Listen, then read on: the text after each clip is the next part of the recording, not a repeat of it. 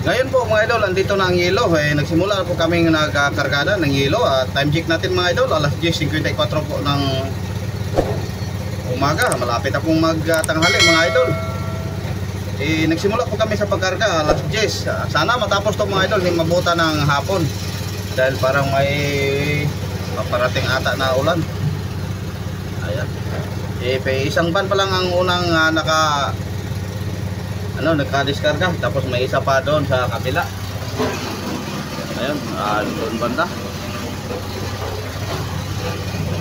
Ganun pa rin mga idol, 230 blocks ang kargada nating ice o yelo. Tapos ito mga idol ay yung diesel na naman, dahil kapon hindi natin hanggang ngayon hindi pa. Siguro sa pangalawang buwan masabay na. Kaya si Buddy ang pinuntahan ni Buddy doon, sinamahan niya ang diesel para mahatid mamayang hapon. Ayan.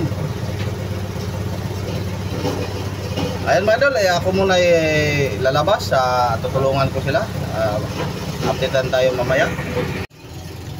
At magpapalamig muna tayo ng soft drinks mga idol para handa pang tanghalian. Malapit na pong maluto yung nilutong ulam ni Bayaw. Yan na lang hintayin namin. Siguro sakto matapos yung isang ban, kain kami.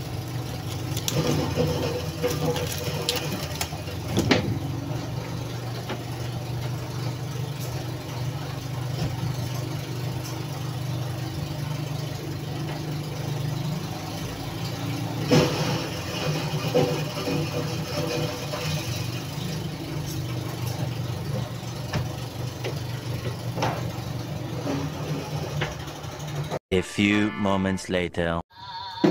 Ayan mga idol, natapos na yun ang isang van na yelo natin. Kuman na.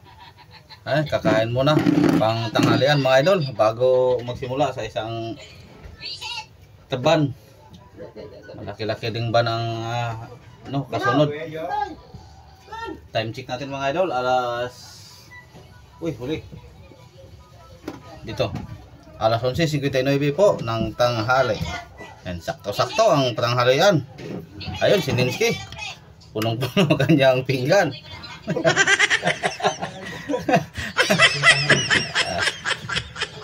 At si Buddy naman, ayun, andun, bumalik. Nagsama sa diesel na kinuha namin. Ayun, mayroon ng drum na naka-standby doon. Naihatid, unang trip sa diesel natin mga idol, doon sa tabi. Dito na naman ang pangalawang van. Ayan, simula na pong binuksan. Ang karga po niya 115 bloke. Kanina yung unang na-diskarga natin 71 bloke lang. Ito 115. Maliit lang ang van mga idol. Kaya may natira pang 44 bloke. Siguro sa susunod na van na naman. Medyo matagalan tayo nito mga idol. Ayan, time check natin alas 12:50 ng tanghali. Hapon na dahil lagpas na po. Ayan, at ang diesel naman natin ng pangalawang trip hindi pa dumating. Ayan, doon si Buddy, sinamahan yun doon sa station.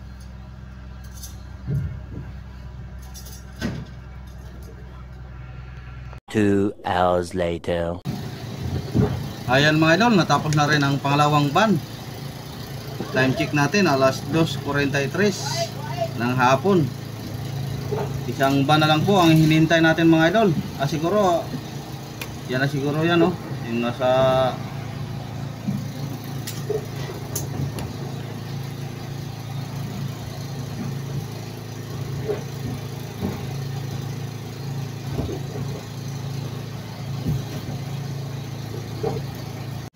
So ayan mga idol, break muna. Kami gigutom ko ka. Ayan, magpabili pa ng tinapay. Hindi pa umalis yung isang van na wala ng laman. Hindi mo nagap? Wala ko basuri ka po.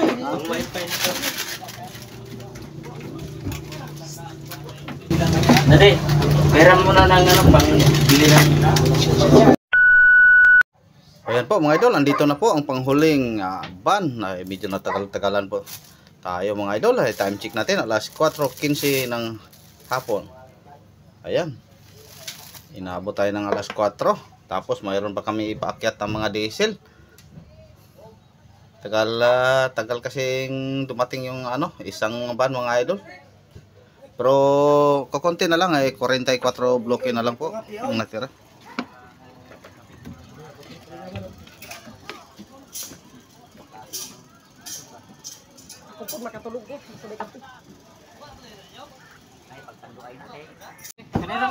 Ayun, hat na hat si Commander.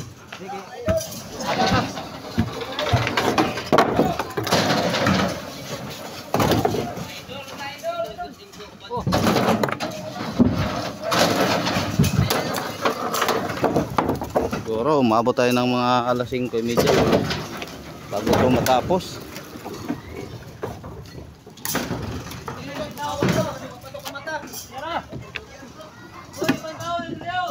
Kawan niya ito.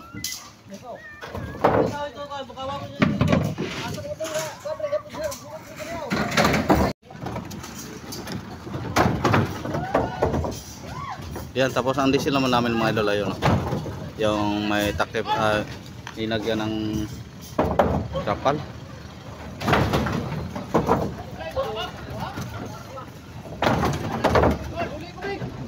Itong mga bangkang ito mga idol dayo din, taga Kiamba. Yan ang kanilang restaurant, General Santos City. Kanilang home port.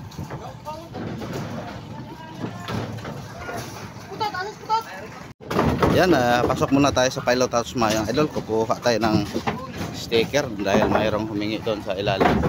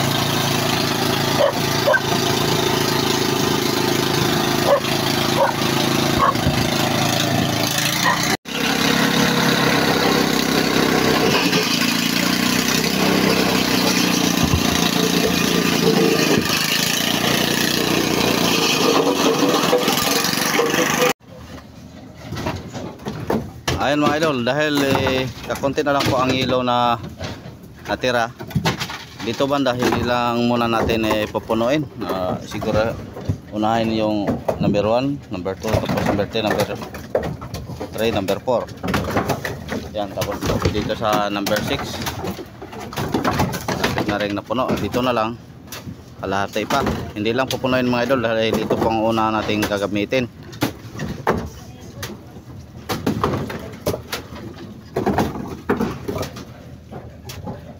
Yan, puno na pala ang number 4 at number 3. Yung number 2 na lang at number 1 ang wala.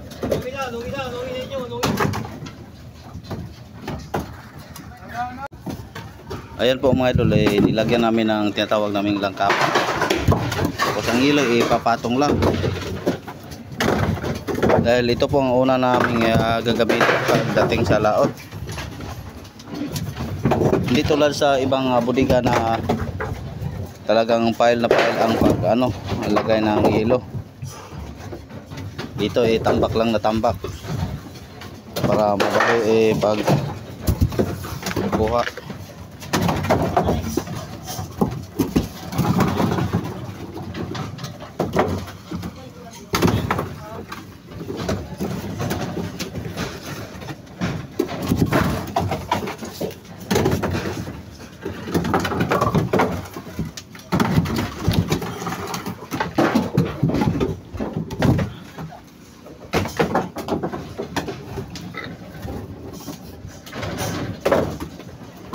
Apoy kayo kaway pa si idol natin Totski.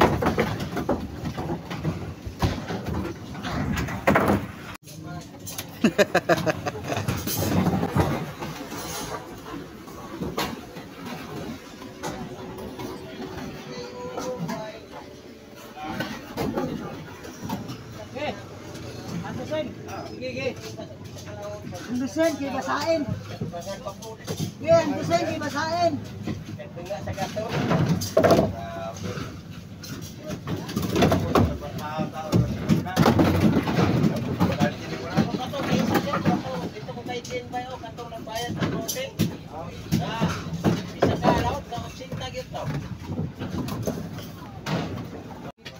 Ayan mga idol, hindi nadagdagan yung ano, kalahati lang ang nalagay natin dito sa panglimang bodega, number 2 mula unahan.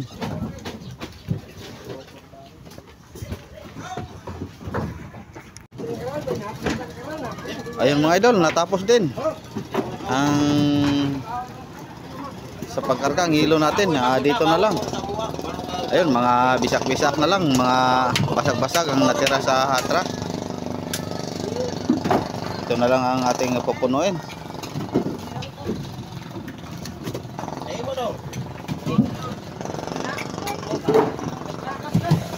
Ang mabutan tayo yata ng ano, ulan.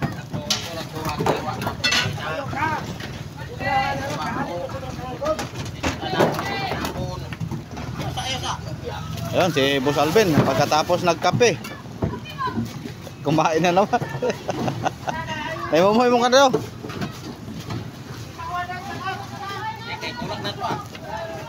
Tulak mo ay kato, karga pa na to.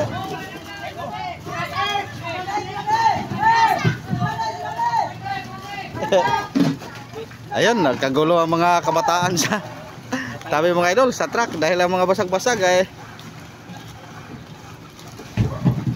gagawan sila sa mga basag.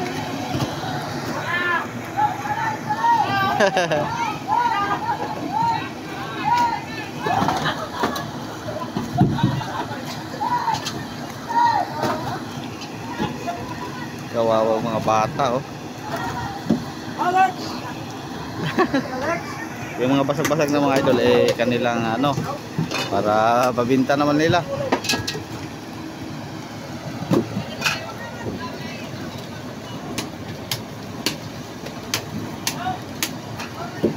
Wakas natapos din ang pagkarga ng ilog.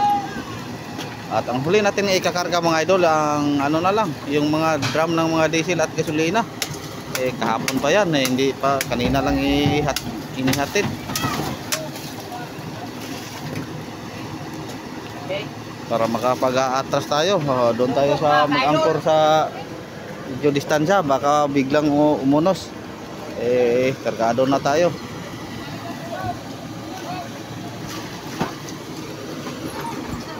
At may import pala kami dito ng mga idol oh, si Boss Alex. Alex Cabiroy.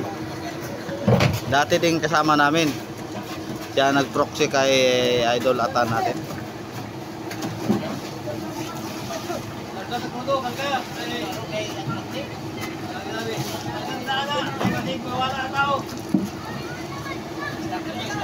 Ayun, may nadagdag din tayo ng sa team idol natin. Ito si Boss Idol Along. Tapos yung natatandang kapatid ni Chip, yung kinuksya ni Boss Idol Alex. Bago din. Tapos yung nakasando na galo, number 17. Dagdag sa ating team din mga idol. Tapos yung nakasombrero. Yan, dahil may mga kasama po kaming umuwi. Silang napapalit.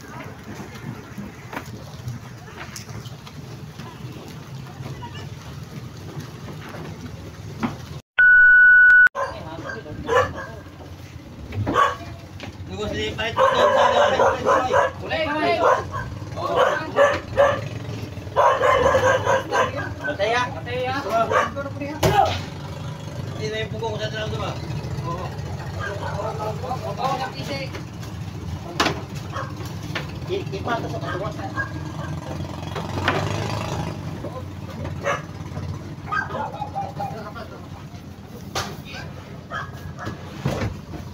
po na yung patingan ko pagtumpa.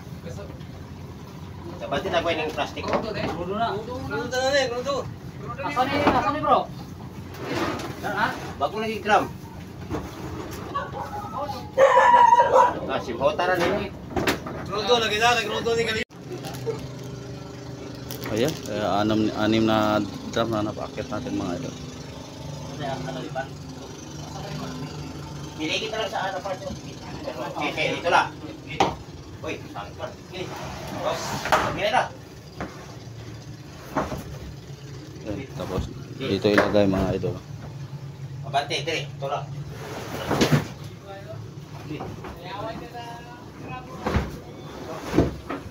Isa.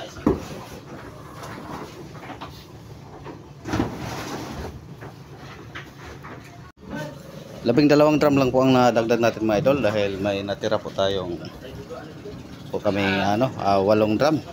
Kaya 2004 lang ang nadagdag namin na diesel.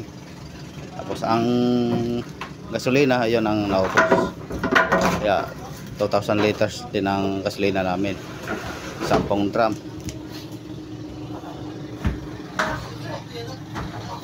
A few moments later.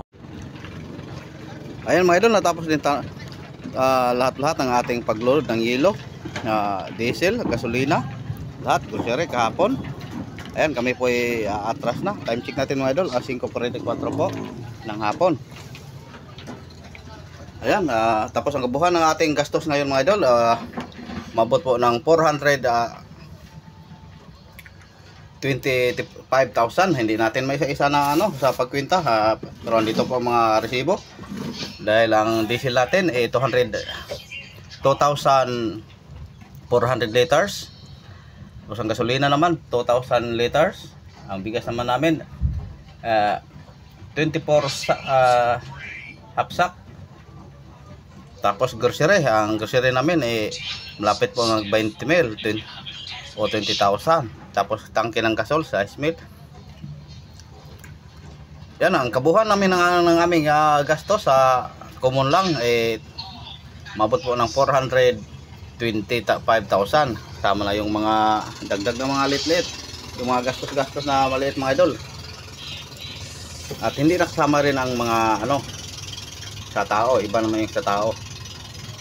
Ayan, maraming salamat po sa inyong walang sawang suporta mga idol. Sana suportahan niyo ko palagi.